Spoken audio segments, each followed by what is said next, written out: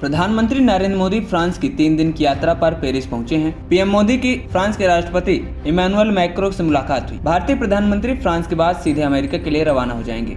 America में PM Modi पहली बार अमेरिकी राष्ट्रपति डोनाल्ड ट्रंप से उनके दूसरे कार्यकाल से मुलाकात करेंगे। पीएम मोदी मैक्रों के साथ एआई एक्शन समिट की सह अध्यक्षता करेंगे। पीएम मोदी और फ्रांसीसी राष्ट्रपति के बीच भारत और फ्रांस के बीच रणनीतिक भागीदारी की भी समीक्षा की जाएगी। एआई समिट के बीच भारत और फ्रांस के बीच परमाणु और रक्षा डील के जरिए रिश्तों को मजबूत करने पर गंभीर बातचीत होने जा रही है। माना जा रहा है कि इस दौरे पर पीएम मोदी नौसेना के लिए 26 राफेल एम फाइटर जेट को मंजूरी दे सकते हैं। यह पूरी डील 7 अरब यूरो की होगी। भारत और फ्रांस के बीच पिछले कुछ दशकों में जिस तरह से दोस्ती मजबूत हुई है, उससे फ्रांस को दूसरा रूस कहा जाने लगा है। भारत और फ्रांस के बीच दोस्ती न केवल कूटनीतिक मोर्चे पर मजबूत हुई है, बल्कि रक्षा के क्षेत्रों में भी यह काफी मजबूत मानी जा रही है। भारत ने पहले एयरफोर्स के लिए राफेल जेट खरीदे थे और अब नेवी के लिए अरबों डॉलर की डील होने जा रही है। इस राफेल एम फाइटर जेट को आईएनएस विक्रमादित्य पर तैनात किया जाएगा। इन फाइटर जेट को अत्याधुनिक हथियारों से लैस किया जाएगा, जिसमें Meteor air to air missile शामिल है। इसमें ऐसे कई एंटी शिप हथियार लगाए जाएंगे जो दुश्मन के युद्धपोत को